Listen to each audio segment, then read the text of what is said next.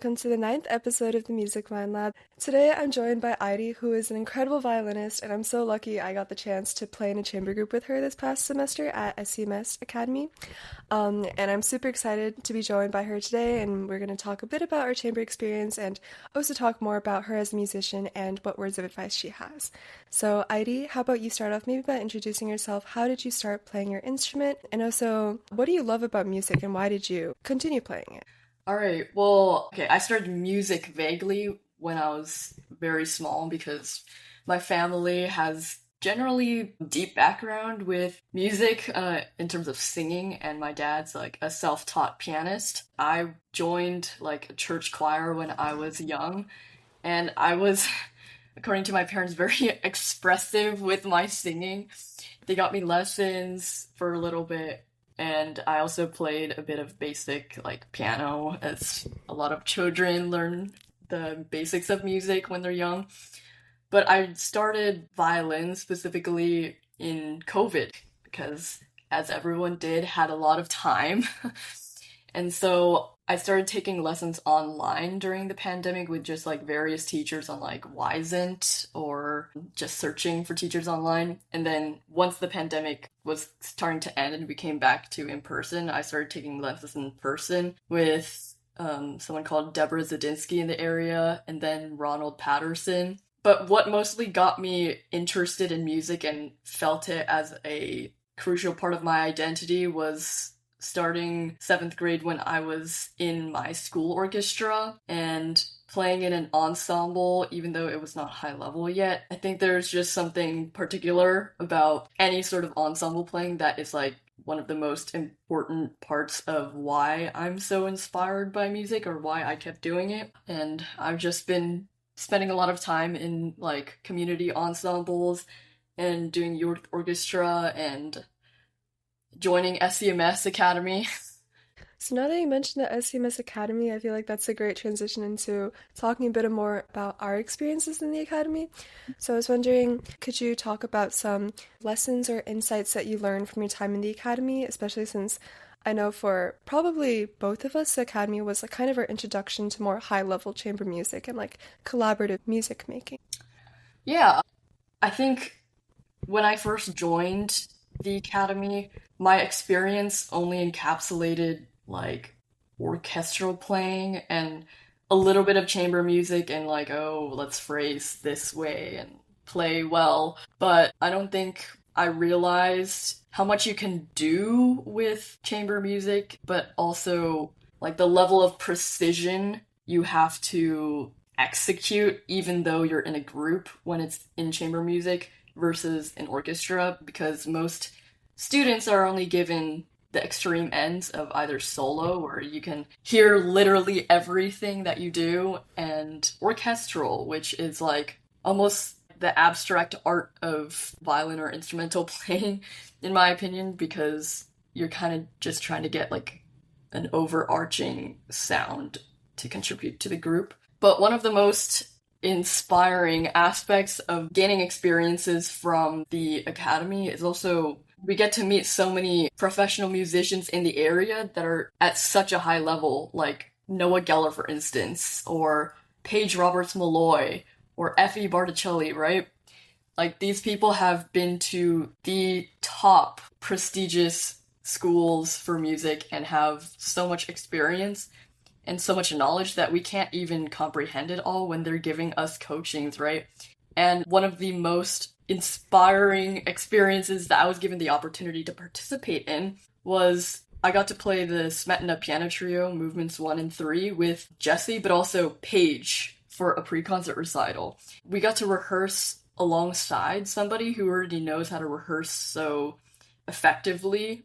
Because when we're students, we kind of take for granted that we rehearse weekly for like 10 weeks, try to learn the music. But in reality, in the professional world, people have to play a much larger magnitude of repertoire.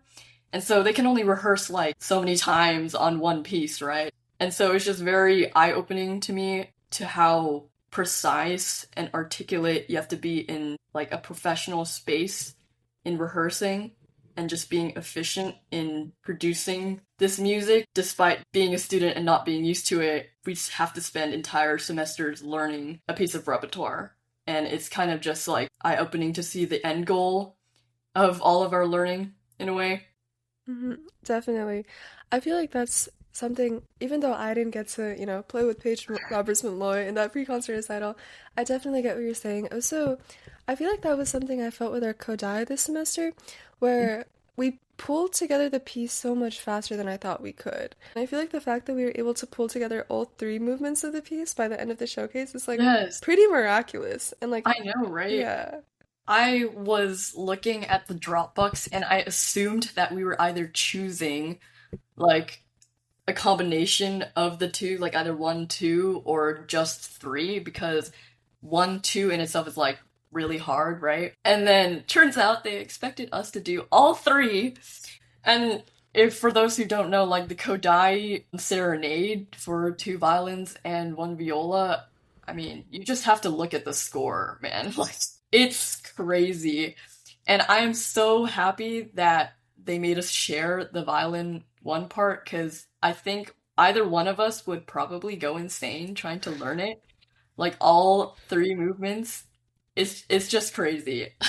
Honestly, like, even though we did whip it together by then, like, quite miraculously, it obviously was not, like, perfect. But I think one of, like, the most, like, inspiring and, like, most touching parts of, like, chamber music, I feel like, is the community you get from it, especially at the Yeah. academy.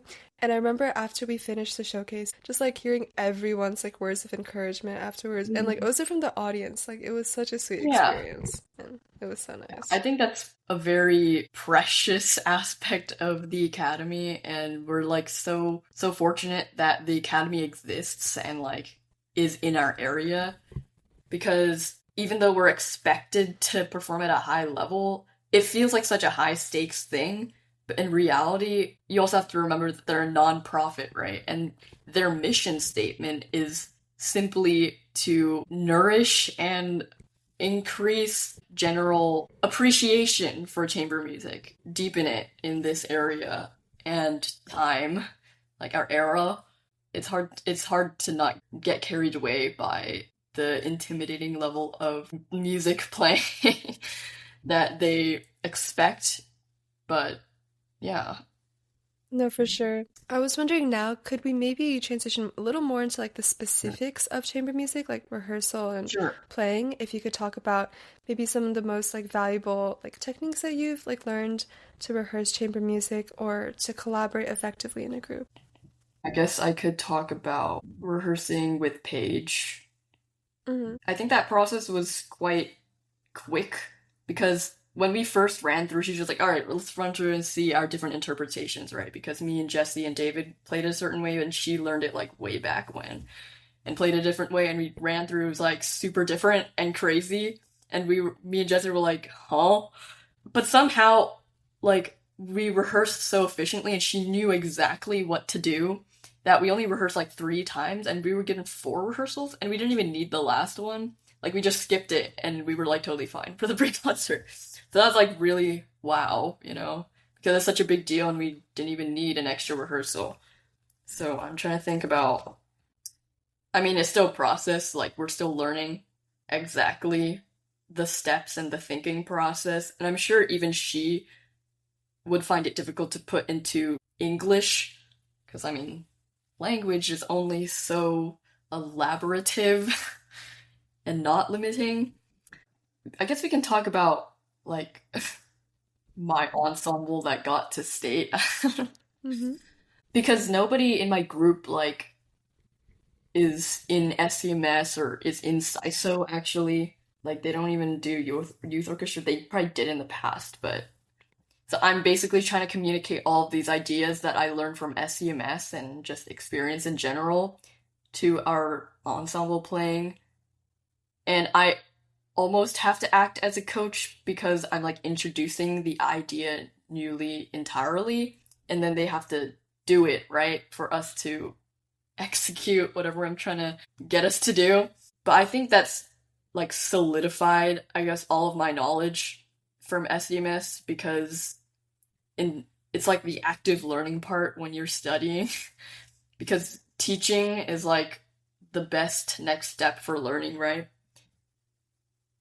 Like I had other small ensemble groups at my school that like were really good and they could have qualified, but there was like I was listening to them and helping them rehearse and warm up a little bit, and there was just like one difference that I was fortunate enough to learn from my experience, but they, even though they're skilled players, haven't learned just because they haven't had the same experiences, which is like, how do you sell a performance versus like, it's like how to make it holistically persuasive, I guess. Do you know Mr. Walker? I don't know Mr. Walker. I think he teaches at Central Washington University and he's a cellist. And I was watching James, right? Because James played a solo and he plays third. Not because I think his musicality, I think it's just like it was a new piece that he was performing. But he performed it so, like, Mr. Walker called it on a molecular level. He he pierced through and penetrated the molecular um level of musicality and he became like a hydrogen bond or something. He literally said something like that.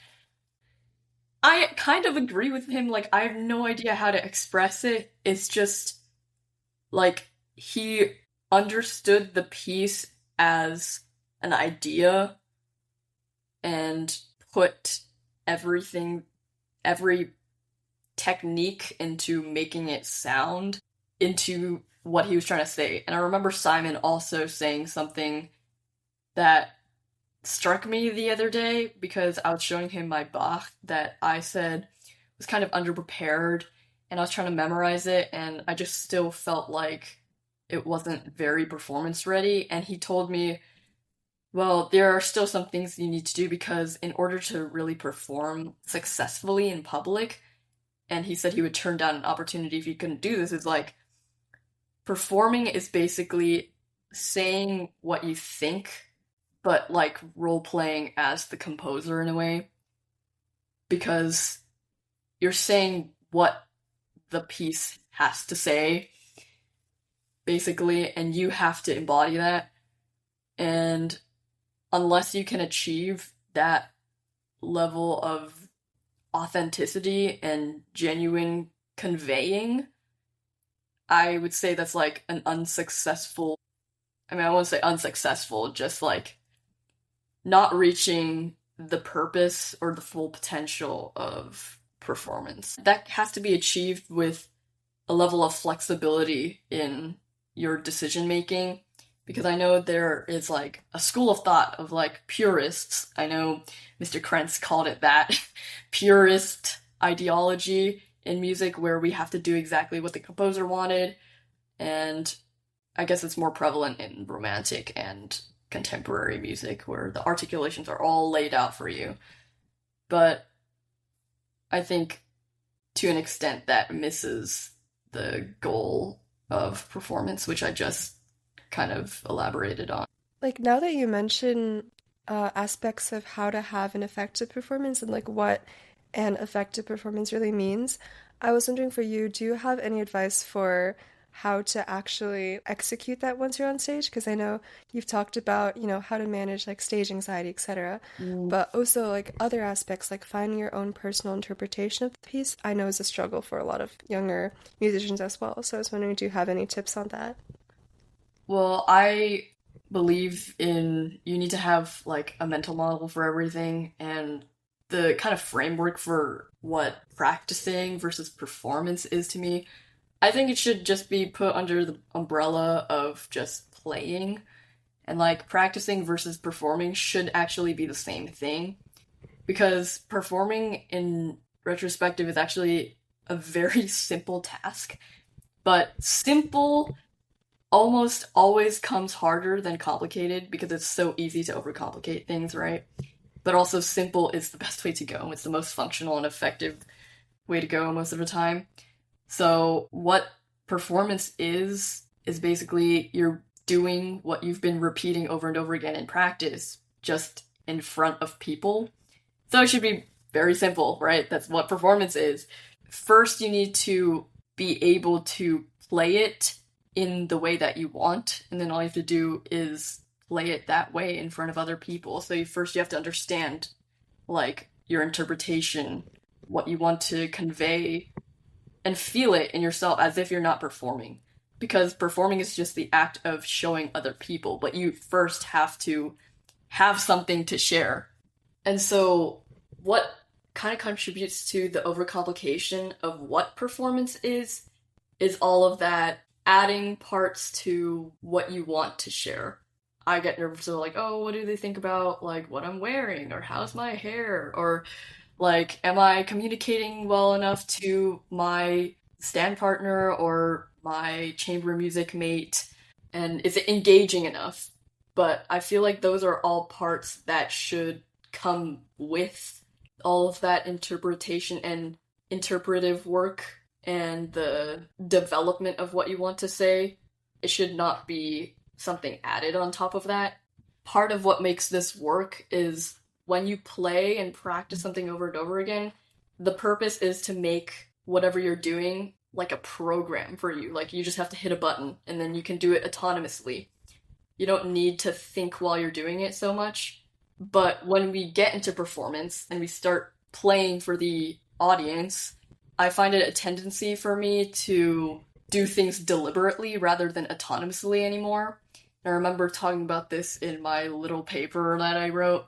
It was like the second that you start trying to control things that you've already downloaded in a way in your practice, it kind of nullifies all of the work that you've done because you can't expect yourself to do something in a totally different new way when you've already worked so hard to make it autonomous.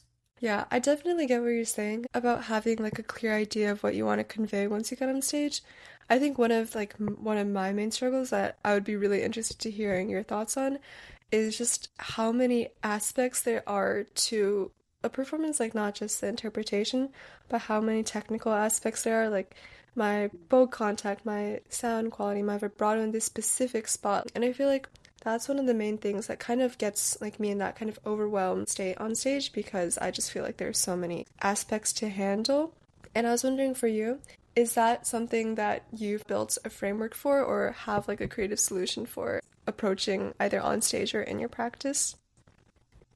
Well, if you're using what I just said as a framework, then what that means is that all of those thoughts about where should my contact point be at this point in the piece or how am I doing with like straight bow or all that, it has to be automatic. And so it just has to be all of that subconscious muscle memory kind of deal. And obviously as students, we're still working on that because that takes a lot of time and a lot of very deliberate and focused practice that professionals have already like mastered. Like they can do this as work. It's like tasks to them. But for us, we're still learning how to do it. And so that's why we just keep performing over and over again. And we keep encountering this issue. But over time, I think most people will come to realize that you need to be able to automate everything, like all of that contact point stuff. Because that can all be generalized into what sound do you want? Because sound is just the gateway between what you think and what you want them to think, and then you're just communicating through what sound. And all humans think the same way, or in a similar way, so hopefully those ideas in the sounds that you make come through. I guess something else I was wondering, kind of going back to our chamber situation where this Yeah. year, all of us were juniors. Oh, yeah. It was definitely a struggle. Like time management, I think, is a huge thing for musicians, especially you were talking about that very focused, deliberate practice. That's Yes. super important. And I was wondering, have you come across any really effective like ways to manage your time or to really focus on your practice sessions and make them as efficient as possible? Well, I think a very important thing to be aware of is that you have to understand the capacity of our brains as teenagers. What kind of like mental state do you need in order to be productive in practice? And I think the mental state is going to be almost that like what do you call it, the flow, like when you get into the flow state. You need that super high level focus that goes over a certain period of time so that you can actually get a task done while staying at that level of focus the entire time. And I think those, for us anyway, at our stage of development, that comes in like 25-minute waves. So you can only really stay at that prime level of focus in the 25-minute waves, which is why Pomodoro exists, right? And we can only have, I think, like a maximum of 3 to 5 hours of that level of focus per day. And so you have to use it very wisely and be smart about it.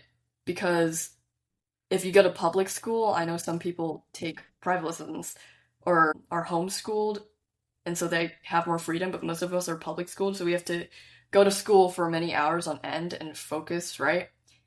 I think of it even just the start of my day, like I only have maybe 4 hours of that focus in me, and so I can't spend too much of that at school, even though some of it I will need to. But I want to reserve that brain power for later when I want to practice. And so I have to optimize like a lot of my energy and my efforts throughout the day in school and in other tasks and save it for later. And talking about that 25-minute framework, trying to make it actually into tasks and not just like going through the piece vaguely. So yeah, name the tasks and get them done with 25-minute blocks, I think works the best. For sure. I was wondering, before we wrap things up finally, do you have a last message or a last final piece of advice that you'd like to share to everyone listening to this? Well, I would say own your time. Everyone has the same 24-hour pie every day, and 8 of those hours should be going to sleep, right? So we have 16 hours every day, and you need to own it because I know a lot of people they give their time away to things that don't contribute to what they're trying to achieve, and I think being more deliberate with what your time contributes to, especially if you want to go into music or if you want to learn something, it takes a great deal of effort and that time that everyone gets this equal amount of. So don't give it away for free. Wow. Thank you so much, Eidee, for spending your time here to talk with me. And I'm so excited to share this with more people and also hopefully get the chance to talk to you again about No worries, more of yeah. your amazing thoughts. And I really enjoyed this episode, and I hope everyone listening to this enjoyed this as well. So thank you so much, and please look forward to the next episode, which will be released next week.